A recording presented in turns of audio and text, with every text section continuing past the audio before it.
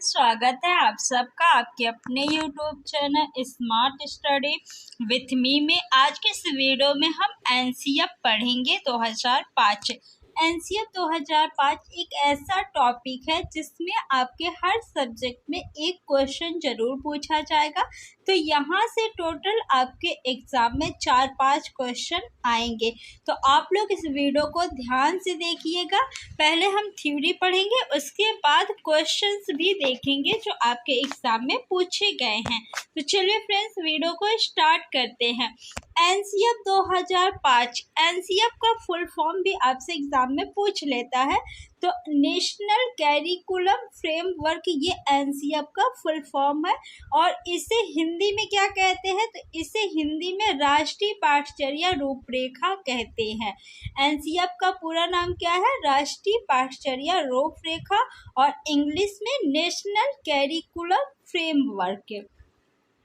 Next है NCF क्या है? तो एनसीएफ एक प्रकार का डॉक्यूमेंट्स है। क्या है? डॉक्यूमेंट्स है, यानी पाठचर्या। और अगर इसे आसान भाषा में कहे तो स्कूल में जितनी भी एक्टिविटी होती है और उनका क्या है, ये कच्चा चिट्ठा है। स्कूल में जो प्रेयर कराया जाता है, उसके बाद बच्चे की जो क्लासेस चलती है, जितनी भी और सारी एक्टिविटी है, उन्हीं का क्या है, ये कच्चा चिट्ठा है एनसीएफ। पाठ्यक्रम इसका एक हिस्सा है। ठीक है। एनसीएफ को क्यों लाया गया? तो एनसीएफ इसलिए लाया गया क्योंकि विद्यार्थियों को क्या पढ़ाया जाए, क्यों पढ़ाया जाए, कैसे पढ़ाया जाए, इसके लिए प्रॉब्लम हो रही थी। तो इसलिए एनसीएफ लाया गया कि शिक्षा में जितनी भी समस्याएं आ रही हैं उनका सलूशन लाया जाए। बच्चों को क्या पढ़ाना है, क्यों पढ़ाना है, कैसे पढ़ाना है, इन सब के बारे में बताया जाए। एनसीएफ 2005 इन्हीं विषयों पर ध्यान केंद्रित करता है कि विद्यार्थियों को क्या, क्यों और कैसे पढ़ाया जाए। राष्ट्रीय पाठचर्या रूपरेखा 2005 के नेशनल स्टीयरिंग कमेटी के अध्यक्ष कौन है? तो इसके अध्यक्ष आपके प्रोफेसर यशपाल है। कौन है? प्रोफेसर यशपाल है। और निर्देशक कौन है? तो निर्देशक आपके कृष्ण कुमार जी हैं। और इसमें टोटल कितने सदस्य थे? तो 35 सदस्य थे। कितने सदस्य? 35 सदस्य थे। कितने अध्याय है? तो एनसीएफ में 5 अध्याय है। कितने अध्याय है? 5 अध्याय है एनसीएफ में। और टोटल कितने मेंबर थे? तो 35 मेंबर थे, जिसमें आपके अध्यक्ष और निदेशक भी शामिल हैं। एनसीएफ 2005 को चतुर्थ राष्ट्रीय पाठचर्या ढांचा के नाम से भी जाना जाता है, क्योंकि इससे पहले जो है 3 बार और एनसीएफ आ चुके हैं। कब कब आए हैं? तो पहली बार एनसीएफ जो है वो 1975 ईस्वी में आया है। दूसरी बार 1988 ईस्वी में आया है एनसीएफ। फिर उसके बाद आपका तीसरी बार जो है 2000 में आया है, यानी 2000 में। फिर उसके बाद आपका एनसीएफ 2005 जो है आया है, ये नवीनतम है। ओके। एनसीएफ का प्रमुख सूत्र क्या है? तो इसका प्रमुख सूत्र है शिक्षा बिना भार के या बिना भार के अधिगम। इसे इंग्लिश में क्या कहेंगे? Learning without burden. तो एनसीएफ 2005 का प्रमुख सूत्र या फॉर्मूला क्या है? तो लर्निंग विदाउट बर्डन। ये क्वेश्चन काफी ज्यादा एग्जाम में पूछा जाता है, तो आप लोग ध्यान से थ्योरी देखिएगा। एनसीएफ 2005 का उद्भव कहाँ से हुआ है? तो रविन्द्रनाथ टैगोर द्वारा रचित निबंध है आपका सभ्यता एवं प्रगति, यहीं से इसका उद्भव हुआ है। किसका? एनसीएफ 2005 का। आपको ये निबंध का नाम याद रखना है, सभ्यता और प्रगति। किसकी रचना है? तो रविन्द्रनाथ टैगोर जी की निबंध है। राष्ट्रीय पाठचर्या 2005 प्रारंभ करने के लिए 21 फोकस समूह बनाए गए, जिन्होंने स्कूली शिक्षा का गहनता से अध्ययन किया और राष्ट्रीय स्तर पर इन पर चर्चा करने के पश्चात इन्हें एनसीईआरटी द्वारा प्रकाशित किया गया। किसके द्वारा प्रकाशित किया गया है? तो एनसीईआरटी द्वारा प्रकाशित किया गया। एनसीईआरटी कहाँ है? दिल्ली में। एनसीईआरटी दिल्ली द्वारा प्रकाशित किया गया है एनसीईआरटी 2005 को। कितने फोकस बिंदु है? तो 21 फोकस बिंदु है।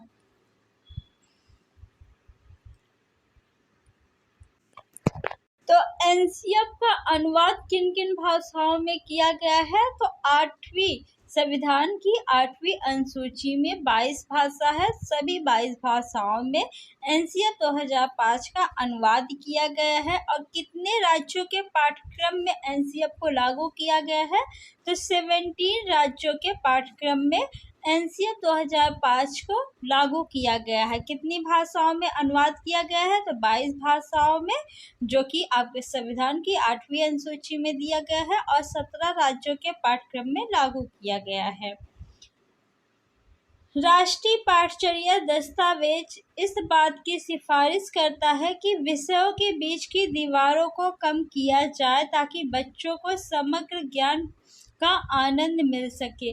जैसे अगर हिंदी पढ़ाया जा रहा है तो हिंदी, अगर आपका जो सामाजिक विज्ञान है वो भी हिंदी लैंग्वेज में ही रहेगी, तो एक दूसरे से कनेक्ट किया जाए। यानी जो विषयों के बीच की दीवार है उससे हमें क्या करना है? कम करना है। और एनसीईआरटी में 5 मार्गदर्शक सिद्धांत दिए गए। कितने सिद्धांत हैं? 5 मार्गदर्शक सिद्धांत है। अध्याय कितने हैं? तो अध्याय भी 5 ही है। और कुल कितने सदस्य थे कमेटी में? तो 35 सदस्य थे। और प्रोफेसर यशपाल जो है वो अध्यक्ष थे। निर्देशक कौन थे? कृष्ण कुमार जी निर्देशक थे। तो 5 मार्गदर्शक सिद्धांत कौन कौन से हैं, जान लेते हैं। ज्ञान को स्कूल के बाहर जीवन से जोड़ा जाए। यानी आप जो भी चीज़ें पढ़ा रहे हैं बच्चों को, उनके रियल लाइफ से उसको कनेक्ट करिए। जैसे आप किसी पेड़ के बारे में पढ़ा रहे हैं तो बच्चे ने क्या उस पेड़ को देखा है या फिर किसी और पेड़ को देखा है, कैसे देखा है, क्या जानता है वो, उसके बारे में उनसे पूछिए। पढ़ाई को रटंत प्रणाली से मुक्त करना है। बच्चों को कोई भी चीज़ जो है वो रटाना नहीं है, आपको उन्हें करके सीखने दीजिए। या फिर उन्होंने जो चीज़ें देखा है उससे रिलेट करके उन्हें बताइए। ये नहीं कि हाँ ये लिखा हुआ है 5 पेड़ के नाम, आप रट लीजिए। नहीं, बच्चे से पूछिए उन्होंने किस प्रकार के पेड़ देखे हैं, उसके नाम बताए, कौन कौन से पेड़ देखे हैं। ठीक। पाठचर्या पाठ पुस्तक केंद्रित न रह जाए। सिर्फ किताबों से ही नहीं बच्चे को आपको कनेक्ट करना है, उसके बाहरी जीवन में वो क्या सीख रहा है, उसके ज्ञान को भी महत्व दीजिए। कक्षा कक्ष को गतिविधियों से जोड़ा जाए एवं इससे लचीला बनाया जाए। लचीला बनाना है आपको। आप कक्षा में क्या करिए? गतिविधि कराइए बच्चे को। अगर कोई बच्चा एक विधि से नहीं समझ पा रहा है तो आप उसे दूसरे विधि से समझाइए, दूसरे तरीके से समझाइए। राष्ट्रीय मूल्यों के प्रति आस्थावान विद्यार्थी तैयार हो। यह राष्ट्रीय महत्व के बिंदुओं को पाठ्यक्रम में शामिल किया जाए। यानी बच्चों को आपको राष्ट्र के प्रति आस्थावान बनाना है। जैसे आप लोग देखते हैं कहीं दंगा होता है तो जो सरकारी बसें होती हैं लोग उसमें आग लगा देते हैं या फिर कुछ भी जला देते हैं, तो ऐसा फ्यूचर में ना हो, इसलिए आपको बच्चों के अंदर राष्ट्रीय मूल्य के प्रति आस्थावान बनाना है, उनमें राष्ट्र के प्रति देशभक्ति जागृत करना है। एनसीईआरटी 2005 के कुछ सुझाव हैं, उन्हें देख लेते हैं हम लोग। शिक्षा को व्यवहारिक ज्ञान से जोड़ा जाए। आपको शिक्षा को क्या करना है? व्यवहारिक ज्ञान से जोड़ना है। सिर्फ किताबी ज्ञान तक ही छात्रों को सीमित न रखा जाए कि सिर्फ किताब में जो चीज़ें दी है वही बता दें। उन्हें उनकी रियल लाइफ में जो चीज़ें काम में आएंगी उन्हें भी आप लोग बताइए। छात्रों को शिक्षा उनकी मातृभाषा या क्षेत्रीय भाषा में दी जाए। देखिए छोटे बच्चे जो है वो क्या जानते हैं, जो उनके आसपास भाषा बोली जाती वही भाषा जानेंगे ना, जो उनकी मातृभाषा होगी। तो आप बच्चों की शिक्षा किस में देंगे? शुरू में उनकी मातृभाषा में दीजिए या क्षेत्रीय भाषा में।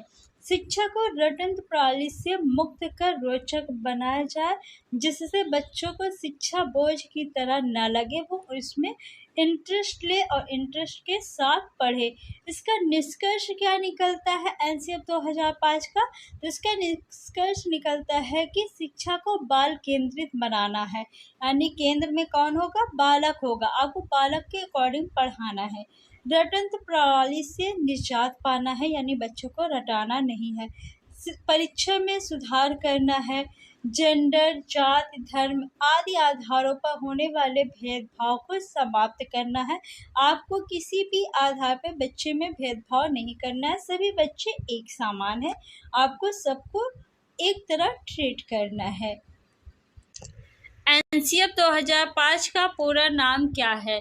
तो एनसीएफ 2000 का फुल फॉर्म क्या है? National curriculum framework. तो ऑप्शन नंबर ए आपका सही है। नेक्स्ट क्वेश्चन है कि निम्न में से एनसीएफ की संचालन समिति का गठन किसकी अध्यक्षता में किया गया है? तो मैंने आपको बताया ना कि इस समिति के जो अध्यक्ष है वो कौन है? प्रोफेसर यशपाल। और निर्देशक कौन है? तो कृष्ण कुमार जी जो है वो निर्देशक है। कौन है निर्देशक? कृष्ण कुमार जी। एनसीएफ संचालन समिति में कुल कितने सदस्य थे? तो कुल कितने सदस्य थे? 35 सदस्य थे, जिसमें आपके निर्देशक और अध्यक्ष ये भी शामिल है। एनसीएफ 2005 के अनुसार बालक की प्राथमिक शिक्षा की भाषा होनी चाहिए। क्या होनी चाहिए? तो देखिए, भाषा जो है उनकी मातृभाषा होनी चाहिए या फिर स्थानीय भाषा होनी चाहिए। तो मातृभाषा तो दिया नहीं है, आपके ऑप्शन में स्थानीय भाषा दिया है, तो हम लोग ऑप्शन नंबर ए को लॉक करेंगे। नेक्स्ट क्वेश्चन है कि बालकों की शिक्षण प्रक्रिया एनसीएफ के अनुसार कैसी होनी चाहिए? रटंत्र पद्धति से युक्त होनी चाहिए? नहीं, रटाने पे आपको जोर नहीं देना, आपको बच्चों को करके सीखने देना है। रटंत्र पद्धति से मुक्त, ऑप्शन नंबर बी बिल्कुल सही है। आपको बच्चों को कोई भी चीज रटाना नहीं है। एनसीएफ 2005 के अनुसार विद्यालय ज्ञान को जोड़ना चाहिए। किससे जोड़ना चाहिए? कक्षा से नहीं, परिवार से नहीं, उपरोक्त में से कोई नहीं, गलत। बाहरी स्कूली जीवन से जोड़ना चाहिए, यानी ऑप्शन नंबर फर्स्ट आपका सही है। राष्ट्रीय पाठचर्या रूपरेखा में विज्ञान शिक्षण का उद्देश्य होना चाहिए। क्या होना चाहिए? बालकों में जिज्ञासु प्रवृत्ति का विकास करना, बालकों में लोकतांत्रिक मूल्यों का विकास करना, गणना करने की क्षमता का विकास करना। देखिए, गणना करने की क्षमता का विकास करना ये आपका गणित शिक्षण का उद्देश्य है, तो ये गलत हो जाएगा क्योंकि आपसे विज्ञान शिक्षण का उद्देश्य पूछा गया है। बालकों में लोकतांत्रिक मूल्यों का विकास करना नहीं, बालकों में जिज्ञासु प्रवृत्ति का विकास करना, ताकि बच्चे खोज करें, अन्वेषण करें और चीज़ों को सीखे। जानने की इच्छा होगी तो वो क्या करेंगे? उसके लिए खोज करेंगे, अन्वेषण करेंगे, उसे जानने के लिए क्वेश्चन पूछेंगे और वो सीखेंगे सक्रिय रूप से। राष्ट्रीय पाठचर्या फ्रेमवर्क 2005 ने अपनी समझ डैश से प्राप्त की है। कहाँ से प्राप्त की है? संज्ञानवाद से, रचनावाद से, अनुदेशन से या उपरोक्त सभी? तो राष्ट्रीय पाठचर्या फ्रेमवर्क 2005 ने जो है अपनी समझ रचनावाद से प्राप्त की है। ऑप्शन नंबर बी आपका बिल्कुल राइट है। एनसीएफ 2005 बल देता है, किस पे बल देता है? शिक्षक केंद्रित शिक्षा पर नहीं, बाल केंद्रित शिक्षा पे बल देता है, ना कि शिक्षक केंद्रित। स्वयं करके सीखने पर बिल्कुल सही है। रटने की प्रक्रिया पे नहीं, रटना नहीं है, समस्या हल करने पे नहीं, तो ऑप्शन नंबर सेकंड आपका राइट है। एनसीएफ 2005 का मुख्य सूत्र या शीर्षक है, क्या है? तो मैंने आपको बताया ना क्या है? शिक्षा बिना बोझ के, यानी learning without burden. Option number D आपका सही है। एनसीएफ 2005 की शुरुआत रविन्द्रनाथ टैगोर की किस निबंध से होती है? तो किस निबंध से? सभ्यता और प्रगति निबंध से। आप लोग इसे ध्यान रखिएगा। गणित का उद्देश्य एनसीएफ 2005 में क्या बताया गया है? तो मैंने आपको बताया ना, गणित का उद्देश्य क्या है? गणना करने की क्षमता का विकास करना। मैथ है तो मैथ में आपको क्या करना है, कैलकुलेशन, तो गणना करने की क्षमता का विकास करना। ऑप्शन नंबर ए आपका बिल्कुल सही है। राष्ट्रीय पाठचर्या रूपरेखा एनसीएफ 2005 के अनुसार शिक्षक की भूमिका होनी चाहिए नेता के रूप में नहीं, शासक के रूप में नहीं, भाई के रूप में नहीं, सुविधादाता के रूप में। यानी बच्चे को अगर कोई प्रॉब्लम है, कोई चीज नहीं समझ में आ रही, तो आपको उसे क्या करना है, समझाना है बच्चे को। उसके लिए सुविधादाता आपको बनना है। आप उसकी प्रॉब्लम को सॉल्व करिए, कैसे बच्चा कोई चीज़ नहीं आ रहा था किस प्रकार सीखेगा, आप उसे बताइए कि हाँ बेटा ऐसे करो, आप ऐसे करोगे तो आप सही कर लेंगे। तो ऑप्शन नंबर डी आपका सही है। यदि प्राथमिक स्तर पर मातृभाषा अथवा स्थानीय भाषा के शिक्षक उपलब्ध न हो तो संविधान के कौन से अनुच्छेद के तहत स्थानीय शिक्षा अधिकारियों को भाषा विकास के लिए सुविधा उपलब्ध कराने का अधिकार है? बताइए। आर्टिकल 320, आर्टिकल 330, आर्टिकल 340 या आर्टिकल 350। तो देखिए, आर्टिकल 343 से लेकर आर्टिकल 351 तक आपके हिंदी भाषा के विकास के बारे में बात कही गई है। यहाँ पे आपका 350 दिया हुआ है, तो ऑप्शन नंबर डी को हम लगाएंगे, बाकी तीनों ऑप्शन आपके गलत है। नेक्स्ट है कि एनसीएफ 2005 का मुख्य स्रोत शिक्षा बिना बोझ के विचार कब आया था? तो ये विचार जो है आपका 1993 ईस्वी में आया था। कब आया था? 1993 ईस्वी में। ऑप्शन नंबर बी आपका राइट है। एनसीएफ 2005 के अंतर्गत परीक्षा सुधारों में किस सुधार को सुझाया गया है? सामूहिक कार्य मूल्यांकन, सतत मूल्यांकन, खुली पुस्तक की परीक्षा मूल्यांकन या सभी? तो ऑप्शन नंबर फर्स्ट सामूहिक कार्य मूल्यांकन ये भी सही है, सतत मूल्यांकन ये भी सही है, खुली पुस्तक की परीक्षा मूल्यांकन ये भी सही है, यानी ऑप्शन नंबर डी आपका सही है। विद्यालय शिक्षा का अब तक का नवीनतम राष्ट्रीय दस्तावेज है क्या है? एनसीएफ 2005, आरटीई 2009, एनपीई या उपरोक्त में से कोई नहीं। तो एनसीएफ 2005 होगा, जो कि हम लोग पढ़ रहे हैं अभी। किस मंत्रालय की पहल पर एनसीएफ 2005 तैयार किया गया था? मानव संसाधन विकास मंत्रालय, रेल मंत्रालय, अधीनस्थ बोर्ड या उपरोक्त में से कोई नहीं। तो एनसीएफ 2005 जो है मानव संसाधन विकास मंत्रालय की पहल पे शुरू किया गया था। ऑप्शन नंबर फर्स्ट आपका सही है। एनसीएफ 2005 में किन शिक्षण सूत्रों के अधिकतम प्रयोग का सुझाव दिया गया है? अज्ञात से ज्ञात की ओर, अमूर्त से मूर्त की ओर, या फिर ज्ञात से अज्ञात की ओर? तो देखिए, ज्ञात से अज्ञात की ओर। बच्चे पहले जो चीज़ जानते हैं उसके बारे में बताइए, फिर उसके बाद आप बताइए जो चीज़ वो नहीं जानते हैं। मूर्त से अमूर्त की ओर, यानी जो चीज़ सामने पहले दिखाई दे रही, यानी इन्होंने जो चीज़ देखा है पहले उसके बारे में बताइए, फिर जो चीज़ नहीं दिखाई दे रही है, जो बच्चे नहीं देखे हैं, फिर उसके बारे में आप बताइए। तो ऑप्शन नंबर सी आपका बिल्कुल राइट है। कैरिकुलम किस भाषा का शब्द है? लैटिन भाषा का, हिंदी भाषा का, उर्दू भाषा का या फ्रेंच भाषा का? तो कैरिकुलम जो है वो लैटिन भाषा का शब्द है। ऑप्शन नंबर फर्स्ट आपका राइट है।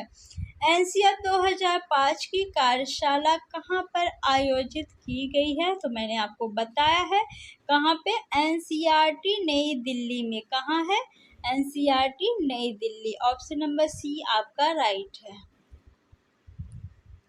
निम्न में से एनसीएफ 2005 में किस बात पर बल दिया गया है? विज्ञान के लिए शिक्षा, विकास के लिए शिक्षा, शांति के लिए शिक्षा या सभी? तो कौन सा ऑप्शन सही होगा?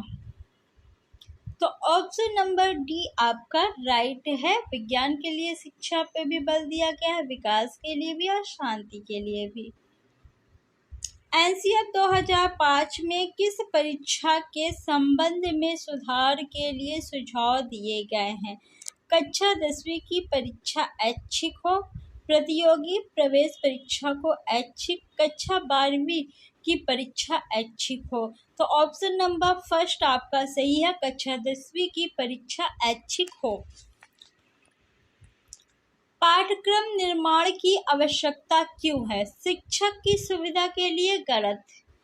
शिक्षा के उद्देश्यों की प्राप्ति के लिए, बिल्कुल सही है। बालकों को पाठ्य पुस्तक उपलब्ध करवाने के लिए, गलत। ऑप्शन नंबर बी आपका सही है। पाठ्यक्रम निर्माण की आवश्यकता है कि ताकि बच्चे जो है शिक्षा के उद्देश्य को प्राप्त कर सके। मान लीजिए आप किसी एग्जाम की प्रिपरेशन कर रहे हैं, आपको पता ही नहीं कुछ एग्जाम में क्या पूछा जाएगा, तो आप ऐसे कुछ भी पढ़ेंगे तो क्या आप उस एग्जाम को क्रैक कर पाएंगे? नहीं। तो आपको ज़रूरी है कि आप जिस एग्ज़ाम की तैयारी कर रहे हैं उस एग्ज़ाम में क्या चीज़ पूछा जाएगा, उसका पाठ्यक्रम क्या है, आपको पता हो। एनसीएफ 2005 में सुझाव दिया गया है कि सूचना को क्या मानने से बचा जाए? तो सूचना को ज्ञान नहीं मानना चाहिए। हर सूचना जो है वो ज्ञान नहीं होते। ऑप्शन नंबर फर्स्ट आपका सही है। एनसीएफ 2005 में कला शिक्षा को विद्यालय में जोड़ने का उद्देश्य है सांस्कृतिक विरासत की प्रशंसा करना एवं छात्रों के व्यक्तित्व और मानसिक स्वास्थ्य को विकसित करना, पुस्तकों से इतर ज्ञान प्राप्त करना, अच्छी वाय परीक्षाओं का आयोजन करना, रटने को महत्व प्रदान करना। तो रटना देखिए आपका नेगेटिव वर्ड हो गया। अच्छी वाय परीक्षाओं का आयोजन करना नहीं, पुस्तकों से इतर ज्ञान प्राप्त करना नहीं। आपका ऑप्शन नंबर फर्स्ट जो है वो बिल्कुल सही है। कला शिक्षा को विद्यालय में जोड़ने का उद्देश्य है कि सांस्कृतिक विरासत की प्रशंसा करना एवं छात्रों के व्यक्तित्व और मानसिक स्वास्थ्य को विकसित करना। एनसीएफ 2005 में गुणवत्ता आयाम शीर्षक के अंतर्गत महत्व दिया गया है शिक्षित एवं अभिप्रेरित शिक्षकों को बालकों के लिए ज्ञान संदर्भ में संरचित अनुभव को, गलत। बालकों के लिए संरचित अनुभव एवं पाठ्यक्रम सुधार को, ऑप्शन नंबर सी आपका जो है वो बिल्कुल राइट है। यदि बच्चे फेल होते हैं तो वे दर्शाते हैं, क्या दर्शाते हैं? अपनी असफलता को नहीं, स्कूल की असफलता को, समाज की असफलता को, परिवार की असफलता को। तो देखिए परिवार की असफलता ये भी गलत है ना कि समाज की असफलता। अगर बच्चे फेल होते हैं तो ये स्कूल की असफलता है। ऑप्शन नंबर बी आपका राइट है। एनसीएफ 2005 के अनुसार सीखना एक क्या है? ज्ञान के निर्माण की प्रक्रिया है, ज्ञान अवरुद्ध करने की प्रक्रिया है, सीखना व्यक्ति विकास को प्रभावित करती है या उपरोक्त में से कोई नहीं। तो एनसीएफ 2005 के अनुसार सीखना एक ज्ञान के निर्माण की प्रक्रिया है। ऑप्शन नंबर ए आपका राइट है। भीड़ भाड़ वाली कक्षाओं में डैश अध्यापन की बात करना निरर्थक है। तो सृजनशील अध्यापन की बात करना निरर्थक है भीड़ भाड़ वाली कक्षाओं में। राष्ट्रीय पाठचर्या की रूपरेखा 2005 के अनुसार सत्य नहीं है। क्या सत्य नहीं है? सभी बच्चों में सीखने की क्षमता होती है, बिल्कुल सही है। सभी बच्चे स्वभाव से सीखने हेतु प्रेरित रहते हैं, ये भी बिल्कुल सही है।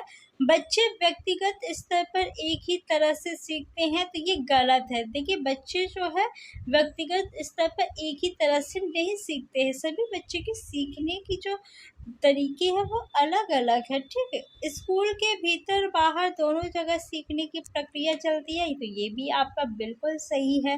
तो कौन सा सही नहीं था? तो ऑप्शन नंबर थर्ड जो है सही नहीं है, यानी आपका उत्तर जो हो जाएगा वो ऑप्शन नंबर थर्ड हो जाएगा, क्योंकि आपसे यही पूछा गया है कि कौन सा ऑप्शन सही नहीं है। नेक्स्ट क्वेश्चन है आपका, राष्ट्रीय पाठचर्या रूपरेखा 2005 में बहुभाषा को एक संसाधन के रूप में दिया गया है, क्योंकि यह एक तरीका है जिसमें प्रत्येक बालक सुरक्षित महसूस करे, बिल्कुल सही।